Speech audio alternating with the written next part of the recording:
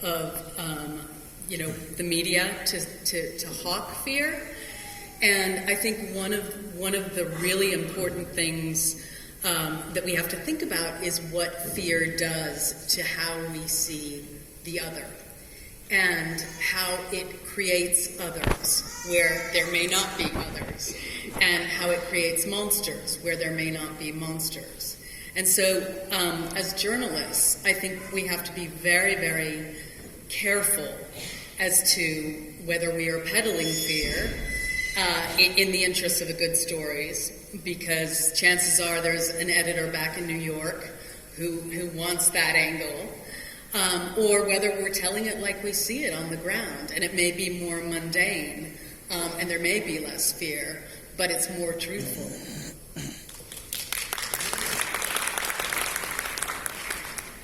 Shahbaz, we're talking about the written word as well, and I can imagine that when you escape your captivity, you return to your friends and family, you talk to people about what you've been through, you talk to your family, you talk to your friends, and you've been brave enough to talk to audiences like this.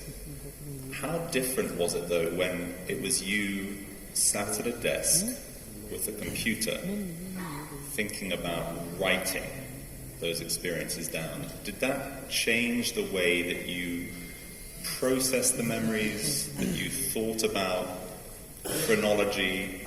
I'd really interested to hear that. So the writing process wasn't easy. I'm not a trained author. So, but while I was there, maybe 2 years into my kidnapping, I built up a little bit of courage to ask for a few things. One was a toothbrush and toothpaste, and the other was a diary. And eventually they became about 6 books that I'd written while I was there. And when the Afghan Taliban took me from my kidnappers who had now joined ISIS, I lost all these diaries. So when I came back and I was, talking to my friends and talking to my family and trying to tell them this story chronologically, it's so long. It's 4.5 years, and I could talk about it for days and days.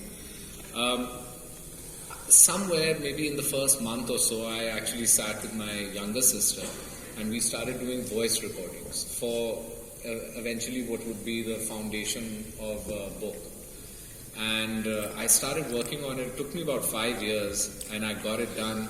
Of course, when you visit these painful moments I actually had to process all of it while it was happening. I not only had to process it, but I also had to find a way right there and then to recover from this damage mentally, because it was overwhelming. And by the way, I always tell people this, that physical pain I can explain. I can explain how they tortured me and how I felt while they tortured me. But the only thing that I find myself short of words in explaining is loneliness. I have till today not found any way of explaining that pain and how I felt, how alone I was, and how everything that was of importance to me, every memory. I always tell people, if imagine yourself a human being, but your layer is glass. And every day somebody comes with a little hammer and they just chip away at the layers that make you who you are, to a point where you don't even recognize yourself when you see yourself in the mirror. And I didn't recognize myself.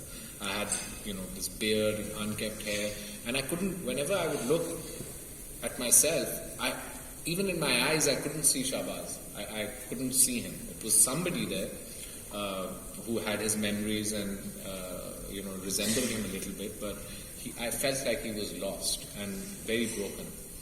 And when I started writing these diaries, I felt like, I was already telling my story. I was recalling every day, talking about them. And I'll tell you another funny story off topic. My kidnapper would always come to check, what have you written? He'd never look at the diary. He'd just open it and go through it like this and say, did you write anything bad about me?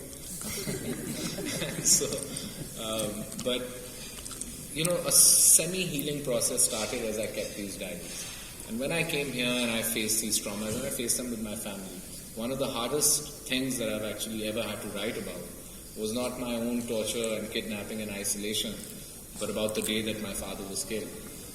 And even in my book, as I start that chapter, I've written that this is actually the hardest chapter that I've had to write.